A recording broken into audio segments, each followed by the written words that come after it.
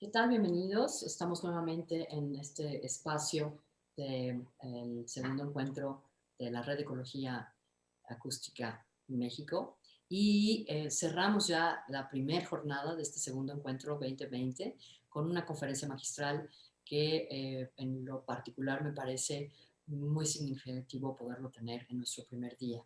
Por cuestiones de horarios, este invitado especial no abrió nuestras actividades. Él se encuentra en Melbourne, en Australia, por lo tanto son 17 horas más que ahora y no podíamos de ninguna manera presentarlo en el horario México 9 de la mañana y logramos, sin embargo, que de manera significativa cierre las primeras jornadas de este segundo encuentro de ecología, la Red de Ecología Acústica México. Él es Philippe Samartzis. Bienvenido, Philippe, welcome. Thank you. Thank you.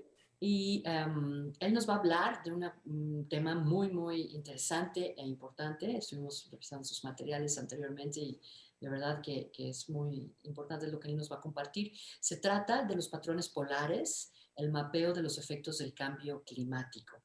Y él es especialista en cuestiones de la Antártica y por eso es que nosotros estamos pues, muy honrados, todo el equipo de la REA-Mexico, de que esté con nosotros. En este caso voy a compartir con ustedes la biografía de Philippe Samartzis, del profesor Philippe Samartzis, y les recuerdo que a quienes nos estén siguiendo en nuestro canal de YouTube pueden hacer sus preguntas en el chat, se las contestaremos, comentarios, sugerencias.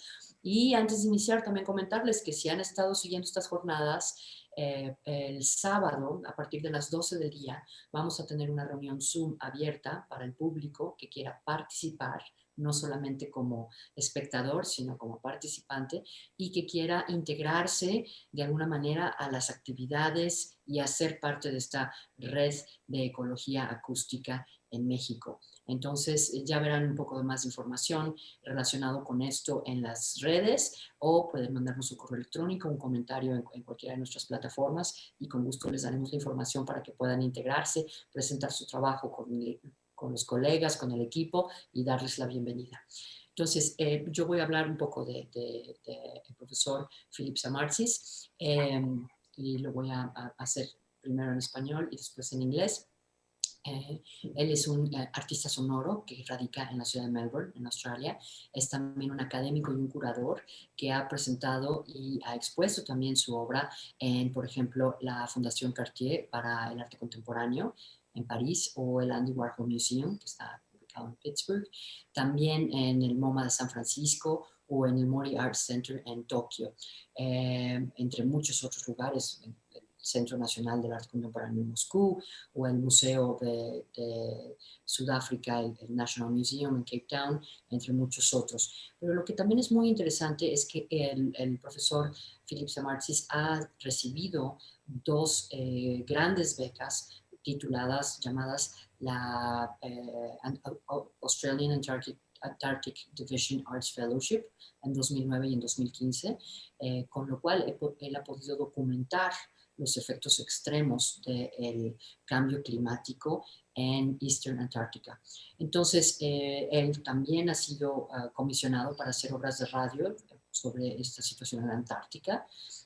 También se han publicado algunos de sus trabajos y en general estos serían como los elementos más importantes que yo quisiera destacar de su biografía, pero también él es cofundador y el director artístico del Bourgogne Center de Cultura Sónica y ahora en este momento es profesor asociado en sonido en la Escuela de Arte del Royal Melbourne Institute of Technology en la Universidad de Melbourne. Eso es en español, a grandes rasgos, su biografía. I will say really briefly your bio in English for the people that will be following us online. Philippe Samartzis is a Melbourne sound artist, scholar, and curator who has performed and exhibited widely, including presentations at the Cartier Foundation for Contemporary Art in Paris, the Andy Warhol Museum, Pittsburgh, the San Francisco MoMA, Mori Art Center in Tokyo, the National Taiwan Museum of Fine Arts, or the National Center for Contemporary Art Moscow, among many others. Philip is a recipient of 2 Australian Antarctic Division Art Fellowships in 2009 and 2015, which he used to document the effects of extreme climate and weather events in Eastern Antarctica and Macquarie Island. I will say, in addition, that in 2014, France Culture, INA, GRM, and ABC Radio National commissioned a work for radio titled Antarctica, an absent presence, and his research is in the areas of sound art, acoustic ecology, spatial sounds practices, and he was chief investigator of 2 Australian Research Council funded projects. Currently, he is a co-founder and artistic director of the Bogong Center for Sound Culture, and is currently associate professor in sound at the School of Art, Royal Melbourne Institute of Technology, RMIT, in the University in Melbourne. And so, well, Philip, I will let you go into your keynote presentation, and we're eager to listen to your area of research, your results. Welcome. Thanks so much, Luz, and hello everyone. Greetings from Melbourne, and it's a thrill to be able to talk today and share, I guess, some of the work that I've been doing in recent times.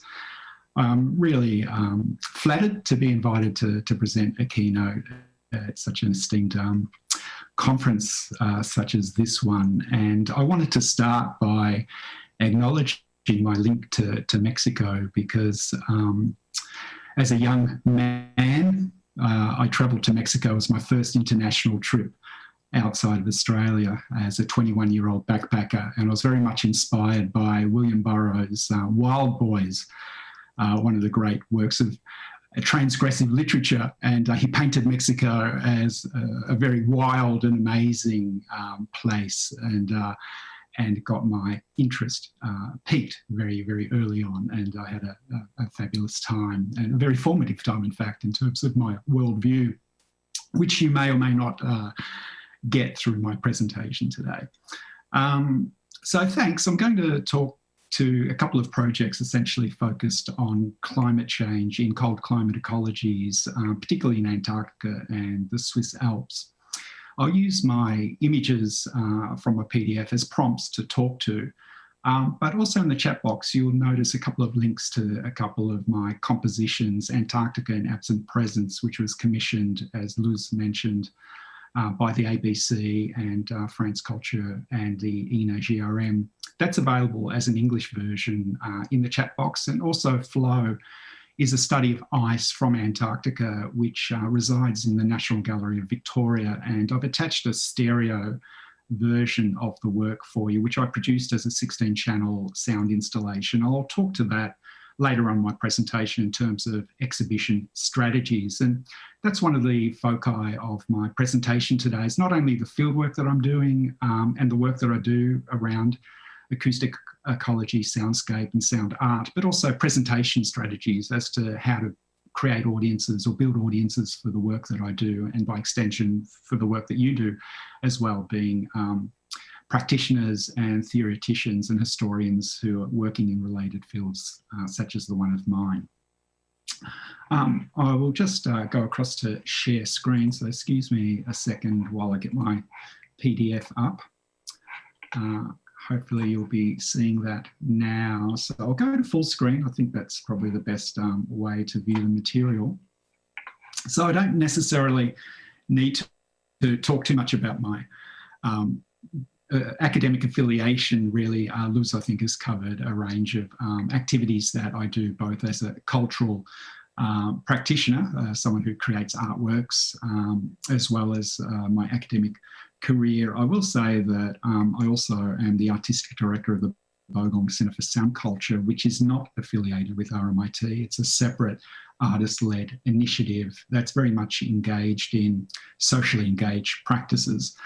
And that's something that, if you're interested in my work, you might want to pursue later on, happy to have a conversation around that. And we've got a lot of information on the web as well regarding to our projects. But it is an extension of the work that I do in a non-academic environment, because the academy, as we all understand, has its politics and has its constraints. So to set up an alternative organisation that's free to critique and to engage in socially led projects is important. It's important to be free of the politic of the institution. So that's what the Bogong Centre for Sound Culture is. So I'll just move on.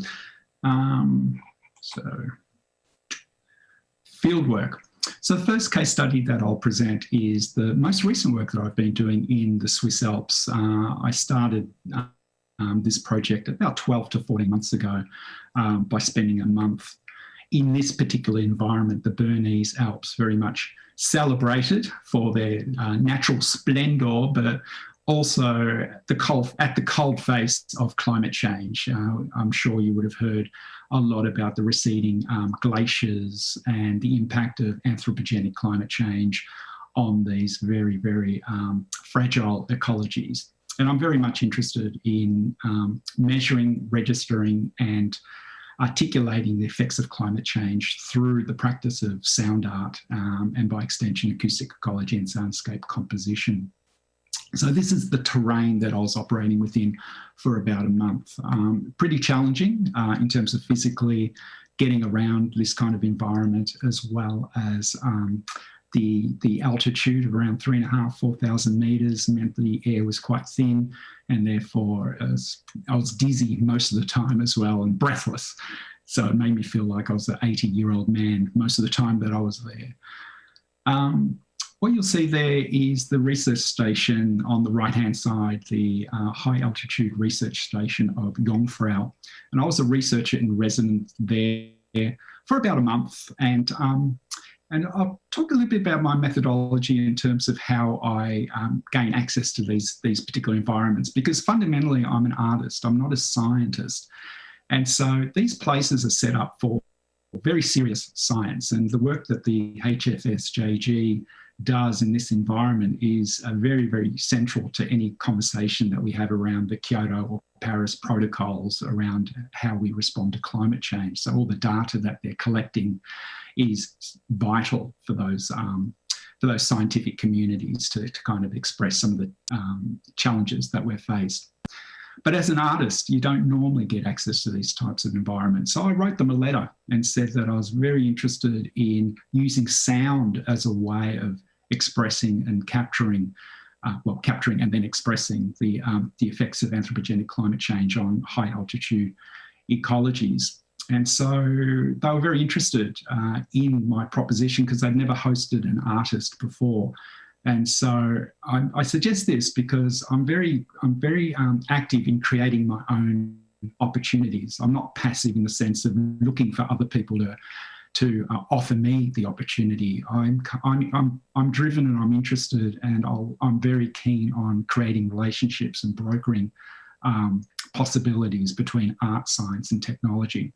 So I encourage you, if you're interested in these types of issues or others, that starting a conversation, writing a letter or an email or getting on the telephone can lead to some really fabulous opportunities.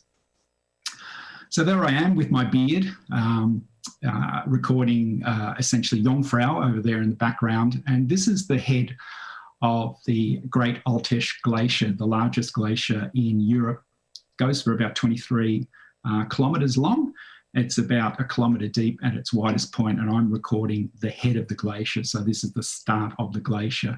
And this was clearly there was clear evidence that the glacier was in trouble, that it was actually melting in front of my very eyes. I could see it getting smaller every day that I was there. They hadn't had any snow melt for a long time that I was there, and they had the hottest summer on record. This was last year in 2019. And so, the effects of climate change are palpable. They're real and they're physical in environments like this.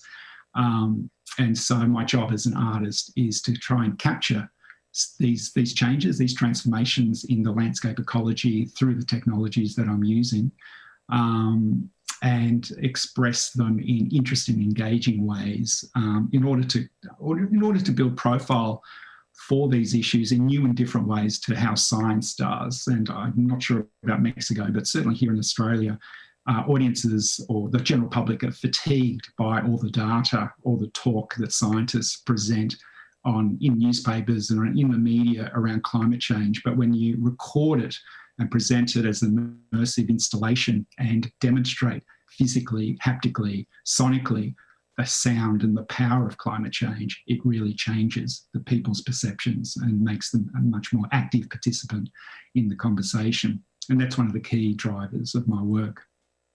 So these crevasses are an example of the glacier slowly kind of disintegrating, and it's essentially argued or speculated, or there's speculation that the glacier, which is again 23 kilometres long, 1 kilometre deep at its deepest point, will be about 10% of its size by the end of this century. So in another 80 years, it will barely be present in the Bernese Alps there. So it's receding very, very quickly. I'm also interested in the atmospheric effects of the high altitude areas. So things like wind and cold, ice granules, things of that nature, changes in climate and weather are things that interest me in a great way. And so I use different types of microphone techniques, recording across ice fields, recording glaciers on the right-hand side. That's the Great Altis Glacier being recorded with one of my windjammers. And on the left-hand side, the landslides at the top of Monk is a real indicator of the presence and trajectory of climate change, because the landslides are caused by the loss of permafrost. So the permafrost is the glue that holds the mountain together. And so it's an extremely hazardous environment now as the ice recedes.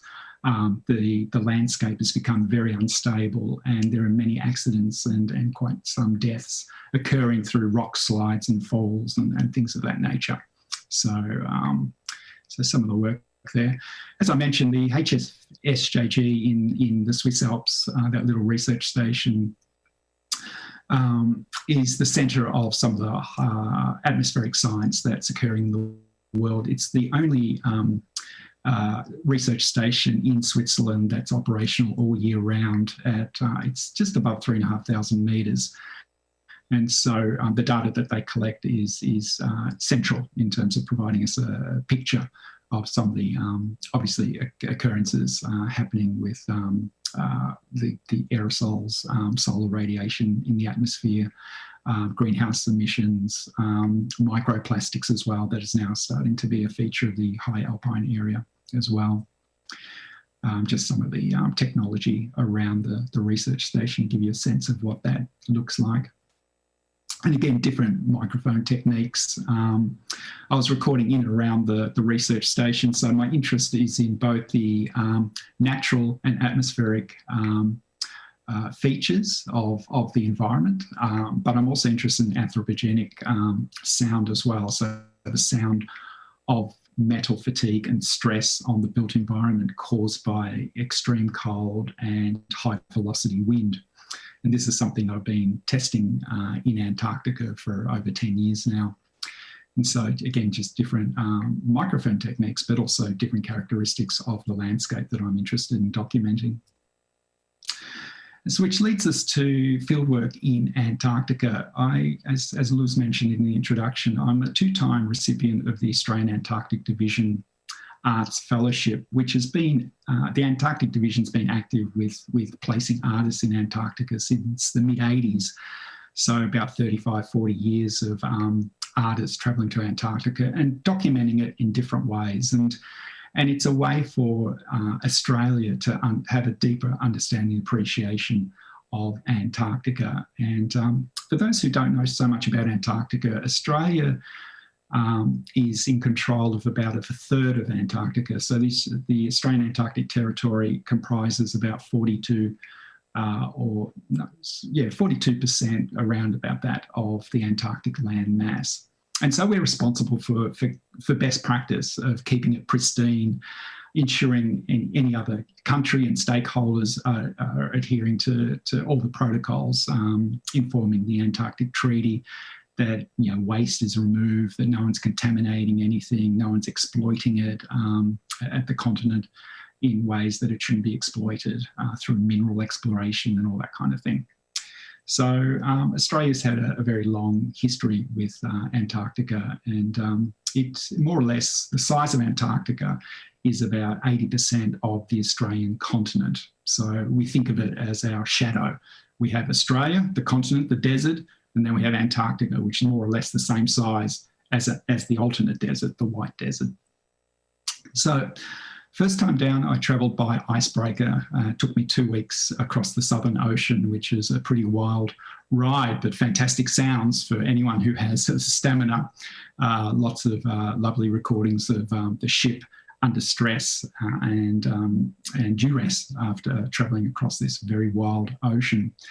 And then after about a week, you start to see icebergs emerging from the continent.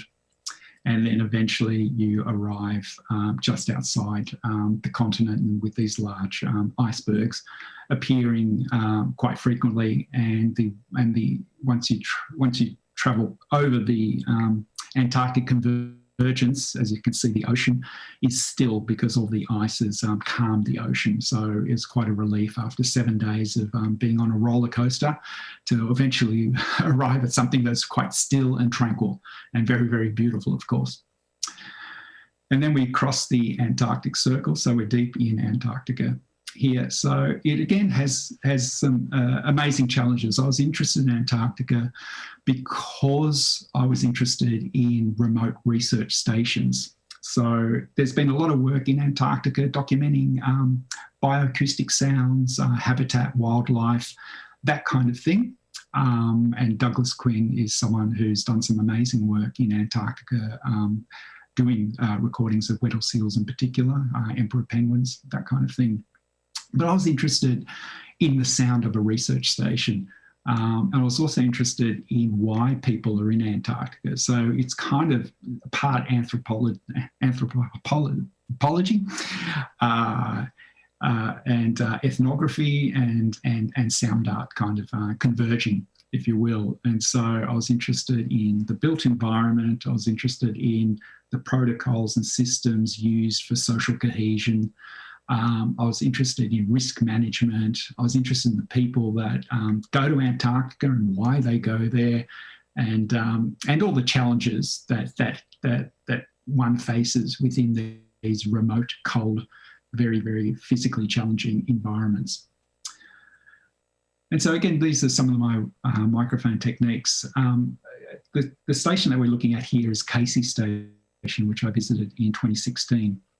And the reason I went to Casey Station was to document the effect of katabatic wind on the research station. Katabatic wind is a low gravity wind that gains force from the centre of the South Pole, gains force as it heads to the edges of the South Pole. So it's a very specific wind, high velocity, very intense. And whilst I was at Casey Station, I recorded the strongest blizzard ever recorded on station during the summer season. Antarctica more or less has 2 seasons, summer and winter, and they certainly have very intense blizzards in the winter. But summer is less intense. But because of climate change, these weather events are becoming more frequent, as we all know. And so I just happened to be there once we received this blizzard, which was measured around 100 knots whilst it was at its peak, which is about 185, 190 kilometres an hour. So it's like being in a hurricane, essentially. But everything in Antarctica is built to withstand a hurricane. And so the recordings that I made were done under over 36 hours. And it was quite a beautiful thing to experience, I was fearful of as well, and very intense experience to be in something like that. And that's me out in the field recording a second blizzard that I encountered while doing deep field work in the ice. And I was there for about 4 hours with this particular configuration because I wanted to capture the sound of the blizzard across a natural ice scape. And so the granules of ice dancing across the ice and the rocks and things of that nature have a very particular sound, quite amazing sound. And I was frozen after 4 hours. I was like frozen block, and all the equipment was frozen like ice cream. And so it was certainly quite a thrill, quite a challenge to experience that. I know we're short on time, so I'm talking through this very, very quickly. But if there's certainly time for questions afterwards once I finish. So I want to spend a little bit of time about the artwork. So essentially that's the field work, using different microphones, different microphone techniques. I'm responding to the environment in innovative and different ways. I see the environment as an orchestra or a band. And so I'm using different microphones to capture all the nuances, characteristics, and variations that the environment has. And so I create different artworks from the experiences. The first one was a book published through Thames and Hudson Australia, which is really, it's an artistic work rather than a kind of an academic book. It comprises 2 CDs of soundscape recordings of my trip to Davis Station in 2010, including the icebreaker that you see there, the Aurora Australis. And it's based around a series of reflective journals or writing that I did in journal form of my observations of the sound of Antarctica by and large. So it's not scholarly, it's much more creative writing than that. But the writing is there to help unpack the sound. And so the idea is you listen to the 2 CDs while reading the book, and it's a companion work. Which I really enjoyed doing. The other thing I should say about that is I didn't keep a journal when I was in Antarctica. So as part of my process, I wrote the journal about 4 years after I went to Antarctica the first time. So I was using memory to kind of reflect on my experiences of Antarctica. I love this idea of ambiguity, of imagining or not being sure of the detail. Did it happen? Didn't it happen? Did it happen? What was it? And so that speculation and play of memory was really important for my work, because the sound recordings are of place and they're accurate and they're authentic and they're real and they're visceral and they tell you a lot about Antarctica. But text seems like it offers another way of imagining and thinking about these things, the feelings, the emotions, the observations, the ambiguity that happens in places like that. So that's the creative idea behind the book. Very quickly, I'm a curator, so I tend to organise a lot of different things, and this was a group show that involved artists that had travelled to Antarctica or the Arctic, in fact, now that I see it. So David Burrows is an Australian photographer, Anne Noble and Anna Brown are New Zealand artists, and Shiro Takatani from Japan went to the Arctic. So it's called Polar Patterns. One based on the polar pattern of a microphone, and the other thing is the poles, and the patterns, more or less the weather patterns, and shaping and informing the poles. And a couple of documents of the exhibition there, which is quite a lovely project to do. This is one of the larger projects, Flow, and I included again in the chat box the stereo mix of the 45-minute composition I produced for this. This was a robotically printed spatial and architectural environment that we created for the work. It was presented at the National Gallery of Victoria's triennial extra in 2018, and it's a collaboration with Dr. Roland Snooks, who's a colleague of mine at RMIT. Roland is in the School of Architecture. So he fabricated this iceberg-looking environment for the audience to listen to my recordings of ice in different ways. They could walk through it, they could sit within it. And we included the 8 speakers inside the installation itself, so they were hidden in the actual form of the installation. And then we had 8 speakers on the periphery to create this sense of horizontal depth within the environment. And for anyone who's been in Melbourne, this is the Great Hall. So it's one of the largest spaces in the National Gallery of Victoria. So quite a lovely work that I'm very, very proud of, and looks quite beautiful. But I mean, the pictures don't really do justice for what it actually is. This one might be interesting for those who have a performance interest. Polar Force is the main work that I produced from my recent trip to Antarctica in 2016. When I started thinking about Antarctica, again, I was thinking of it as a piece of music by Xenakis or something like that. That was orchestral and visceral and dense and bombastic. And so I invited Speak Percussion to respond to the recordings that I made in Antarctica. And they designed a range of special new instruments, ice and wind instruments that they performed in different ways. And on the left-hand side at the bottom, we created an inflatable performance environment. You're seeing a prototype there in that photo, in which we place an audience in what we imagine is a remote research station. So they get closed into this inflatable environment, which has LED strip lighting. We have these special instruments kind of located in the middle of the space. And the performers of Speak Percussion are like scientists doing sound research with their special instruments, their ice cores and their wind instruments and things of that nature. In this instance, we use the recordings of Antarctica as a score for them to create the gestures and the responses orally to the recordings that I made. And then we took away a lot of the recordings themselves. So the performed sounds and the recorded sounds had a kind of ambiguity to them in terms of what was of Antarctica and what was performed and so forth. Hopefully that makes sense. Getting towards the end here. Superfield, I'm very proud of this particular work. Again, I was working with architects and we embedded 40 speakers in this very large gallery here on the left-hand side. 36 of the speakers were above the scrim. And so what we were doing with the architect is creating this sense of oppression. And so we took this very large gallery space and kind of compact the space down, tried to hide all the technology, even though it's kind of masked somewhat. You can see it in the ceiling there.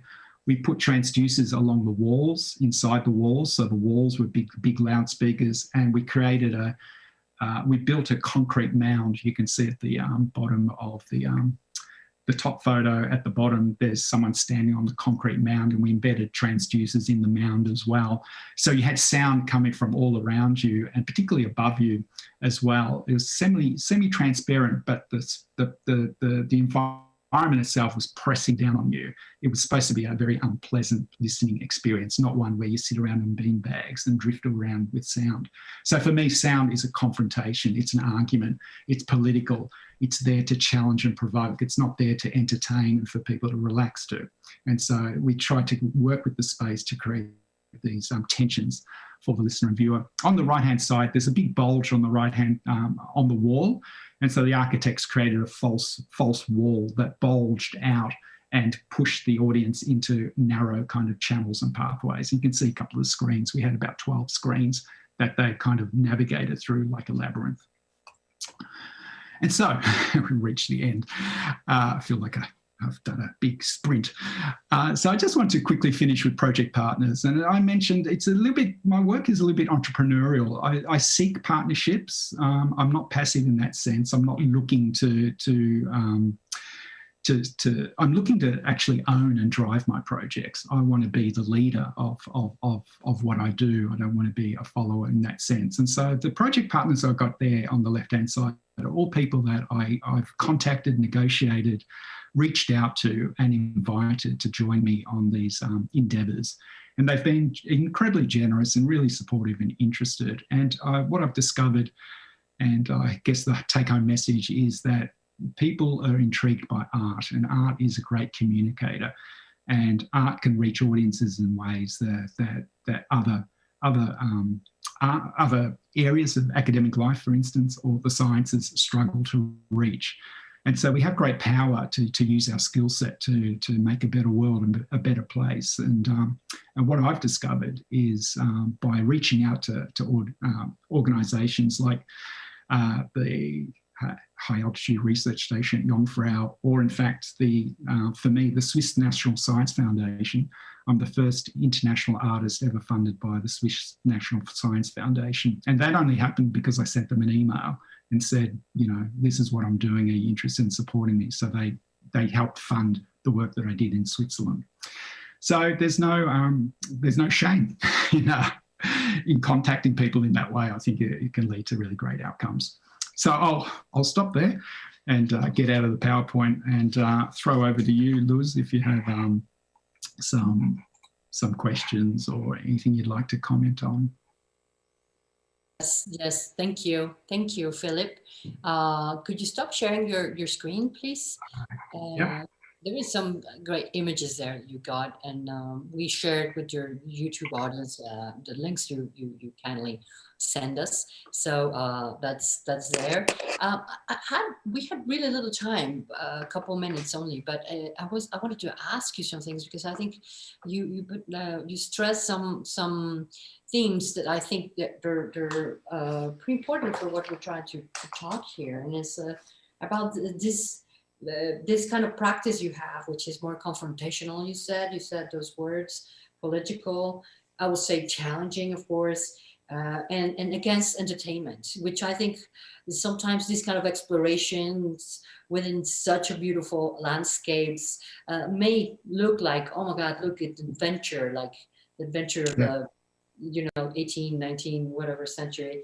But a question I wanted to pose, and I hope we have time to answer that, is like, what about preserving, which is not touching, and that is not being there, not doing anything, like when you try to preserve something like pristine and none, with no human touch, versus research, which means documenting and intervening and being there, walking around. Of course, you had to arrive in a ship or something.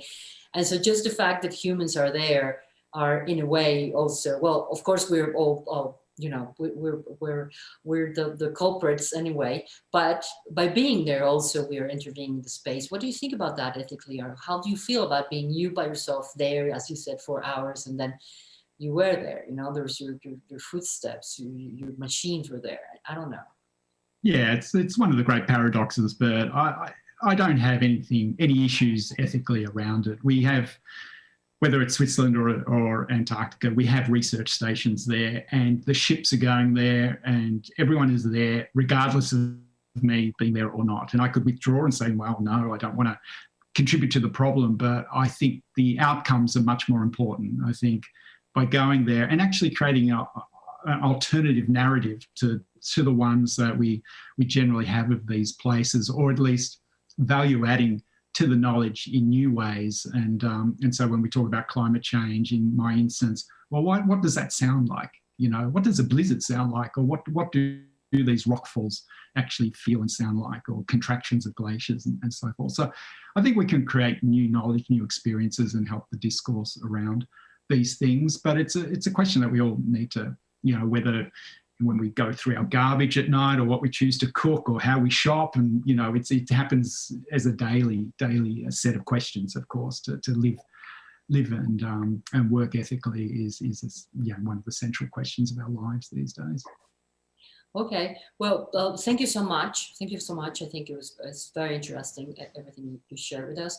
Pekka Matlainen says, great job, gives inspiration. Well, thank you for those comments. I would like to say only, well, of course, thank you again, Philip Samartzis, to being here with us as a keynote speaker for our first day, closing the activities, academic activities of our first day of the second encounter of the network of acoustic ecology here in Mexico.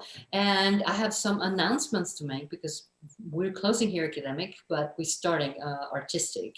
And so we are going to present an Exteresa Arte Actual, which is a museum that is here in Mexico City, and our network, El Aire Mueve las Cosas. I'm going to switch to Spanish for our followers. Este es un multistream de energías medioambientales transducidas en sonido 3 arpas eólicas ubicadas en las ciudades de Valparaíso, Buenos Aires y el poblado rural de Moste en Estonia. There's going to be 3 eolic arps that are placed in Valparaíso, Buenos Aires, and Estonia, in Moste. Y serán simultáneamente activadas por la energía del viento. Cada señal será transmitida vía streaming. Everything's going to be live streamed and online para el encuentro de esas energías naturales provenientes de los extremos norte y sur del planeta, mezclando en directo la traducción sonora del contrapunto medioambiental. So we're going to have this kind of a live streaming of sounds from eolic points in the world. It's going to start, va a empezar a las 7 por nuestro canal de YouTube, aquí mismo. We have to go. And also in the Exteresa Arte Actual YouTube channel. Entonces va a estar en el canal YouTube de Exteresa y en este canal de YouTube. Y después tenemos la primera sesión del programa de obras sonoras que fue seleccionada por la convocatoria Ventanas Acústicas, y eso inicia a las 8 de la noche en los mismos canales. Mañana a las 9 iniciamos con el segundo encuentro de ecología acústica, y de hecho mañana a las 9, tomorrow 9, vamos a arrancar con el tema de Specialty and Timescaling in Environmental Sonic espacialidad y temporalidad en el arte sónico ambiental, con Frank Ekberg. Él está basado en Noruega, pero su adscripción es con el Smithsonian National Museum of Natural History de Estados Unidos. We start with that tomorrow night at 9 a.m.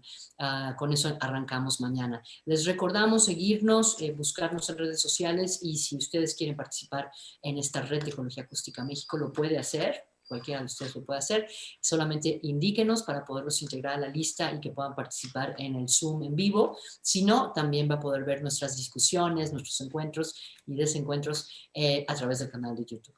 Muchísimas gracias, Philip Samartzis. Thank you very much for being with us. Gracias a todos.